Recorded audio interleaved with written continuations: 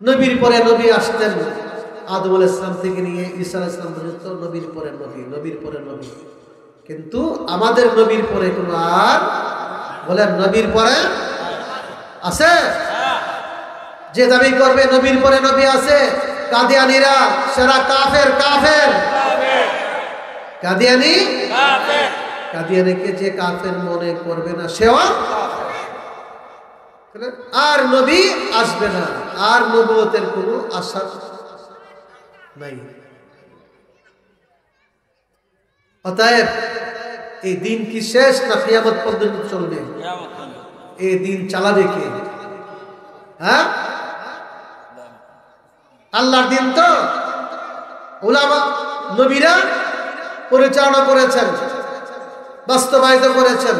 এখন নবীর দরজা শেষ, আর নবী আসবে না।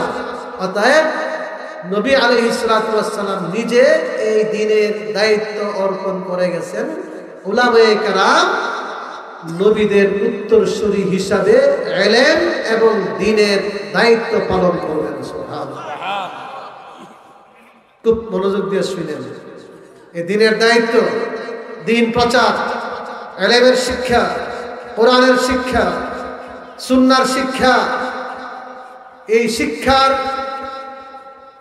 দায়িত্ব অর্পণ করে গেছেন আমাদের নবী। কাদের উপর বলেন না ভাই? কার উপর?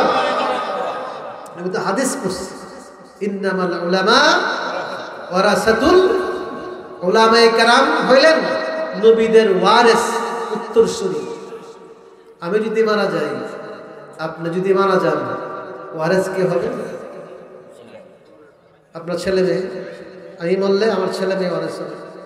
নবীর ওয়ারিস, নবী দুনিয়ার থেকে চলে গেছেন, কিন্তু নবীর পরিবারকে ওয়ারিস বানায়া যান নাই, উত্তরসূরি বানায়া যান নাই। নবীর ওয়ারিস কে ছিলেন বলতে পারবেন? ইন্তেকালের সময় নবীর ওয়ারিস ছিলেন কে? ফাতেমা। কে বলছেন নাকি? ফাতেমা। আর অন্য মেয়েরা, ছেলেরা সব মারা গেছে, আগেই মারা গেছে। 4 মেয়ের মধ্যে 3 মেয়ে, বড় মেয়ে জৈনব মারা গেছে, দ্বিতীয় মেয়ে উম্মে কুলসুম মারা গেছে, বিবাহের পরে মারা গেছে। রুকাইয়া, তৃতীয় মেয়ে রুকাইয়া বিবাহের পরে মারা গেছে। এরপরে বলেন চতুর্থ মেয়ে কে? আরে বলেন না, নবীর মেয়ের নামও জানেন না, নবীরে মোহাম্মত করে। 4 নম্বর কে? ফাতেমা। 3 জন আগে মারা গেছে। আচ্ছা, ছেলে 3 জন, কাসেম, তৈয়ব, তৈয়ব তাহের এবং ইব্রাহিম। তৈয়ব তাহের একজন, ছেলে 3 জন একবারে শিশু অবস্থা মারা গেছে। সর্বশেষ ছেলে ছিল, নাম হলো ইব্রাহিম, মারিয়া কিপ্তের ঘরে হয়েছে। 61 বছর বয়সে ইব্রাহিম জন্ম লাভ করে। ছেলে বেশি বয়সে হয়েছে তো এই জন্য নাম রাখছে ইব্রাহিম। কারণ ইব্রাহিম আলাইহিস সালাম বেশি বয়সে, ওনার ঘরে 80 বছর বয়সে ওনার ঘরে সন্তান জন্ম হয় ইসমাইল। এই হিসাবে নাম রাখছেন কি? ইব্রাহিম। খুব খুশি, রাস্তা দিয়ে হাঁটতেছে আর বলতেছে আমার ছেলে হয়েছে, আমার ছেলে হয়েছে। খুব খুশি। 18 মাস বয়সে, কত মাস? 18 মাস বয়সে ইব্রাহিম মারা গেছে। আল্লাহ নবী কোলে নিয়ে রাখছে। ইব্রাহিমের রূহ বের হয়ে যাচ্ছে, চোখের পানি ঝরতেছে। আল্লাহর ইচ্ছা, আল্লাহর হাবিব, আল্লাহর মাহবুব, যার 4 মেয়ে 3 ছেলের মধ্যে 7 জনই বা 6 জনই নবীর আগেই দুনিয়ার থেকে চলে গেছে। বেঁচে ছিলেন কে? আল্লাহ নবীর ওফাতের সময় কে ছিলেন? ফাতেমা। ফাতেমা, বুখারী হাদিস, ফাতেমা তুবদাআতুম মিন্নি।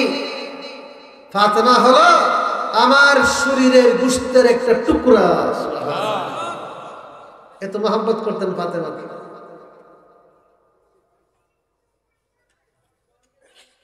এই ফাতেমার জন্য মিরাস দিয়ে যান। ফাতেমা স্বামীর নাম কি জানেন? 18 বছর বয়সে আলীর সাথে বিবাহ হয়। 26 বছর বয়সে ফাতেমার ইন্তেকাল হয়। কয় বছর বয়সে? আল্লাহ নবী দুনিয়ার থেকে চলে যাওয়ার সময় বলে নাই যে আমার কিছু টাকা আছে ফাতেমারে দিও, আমার কিছু জায়গা আছে ফাতেমারে দিও, কিচ্ছু নেই, কিচ্ছু দেন নাই। বলেছেন মা তারাকনা সাদাকা, যা কিছু রেখে গেলাম সব কিছু আল্লাহর নামে সদকা করে গেলাম। সুবহানাল্লাহ। বুখারী হাদিস শুনবেন নবী কি রেখে গেছেন? মা তারাকা রাসূলুল্লাহ সাল্লাল্লাহু আলাইহি ওয়াসাল্লাম ইনদা মাউতিহি দিনারান ওয়ালা দিরহামান ওয়ালা আবদান ওয়ালা আমাতান ওয়ালা শাইআ ইল্লা বাগলাতাহুল বাইদা ওয়া সিলাহাহু ওয়া আরদা জাআলাহা সাদাকা। আল্লাহ নবী ওয়াফাতের সময় কিছু রেখে যান নাই, একটা দিনার, একটা দিরহাম, না একটা গোলাম, না একটা বান্দি, না একটা কোনো কিছু। তবে রেখে গেছেন তিনটা জিনিস। বলেন কয়টা? বাগলাতাহুল বাইদা, সাদা খাচ্চর, একটা খাচ্চর, একটা ওসিলাহা, অস্ত্র, অস্ত্র দিয়ে নবী জিহাদ করেছেন, লড়াই করেছেন, উহুদের ময়দানে দান মুবারক শহীদ করেছেন। ঠিক না বেঠে? আমরাও দ্বীনের জন্য, ইসলাম রক্ষা করার জন্য, নবীর ইজ্জতের রক্ষার জন্য আমরা প্রয়োজন হলে লড়াই করতে হবে, জিহাদ করতে হবে।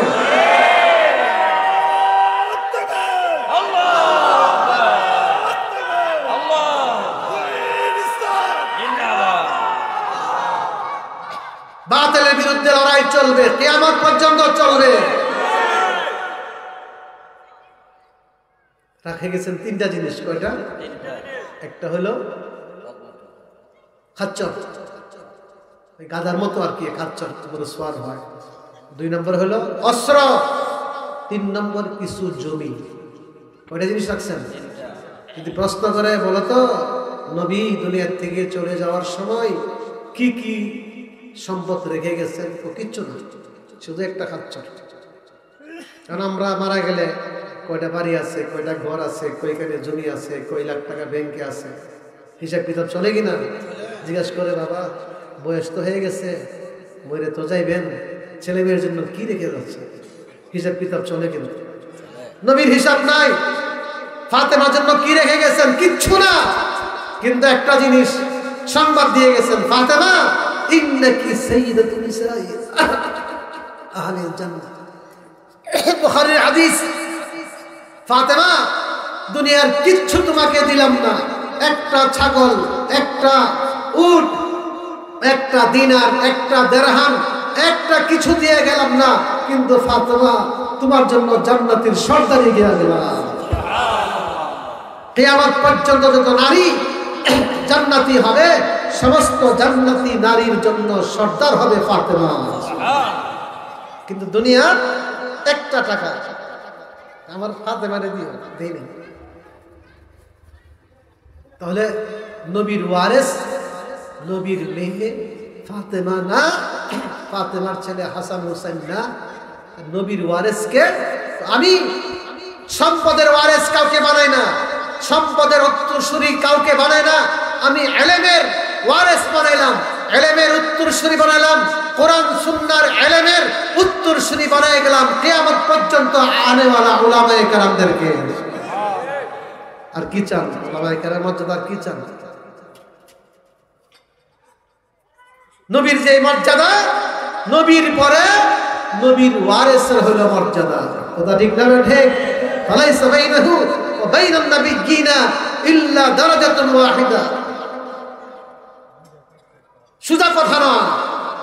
আল্লাহ নবী জবানে পাকে বলে গেছেন কিয়ামত পর্যন্ত এই দিন সহি পথে পরিচালিত করার জন্য, ইলম চর্চার জন্য, কোরআন সুন্নাহর সঠিক শিক্ষা বিস্তার করার জন্য উলামায়ে কেরামের উপর আমি নবী দায়িত্ব অর্পণ করে গেলাম।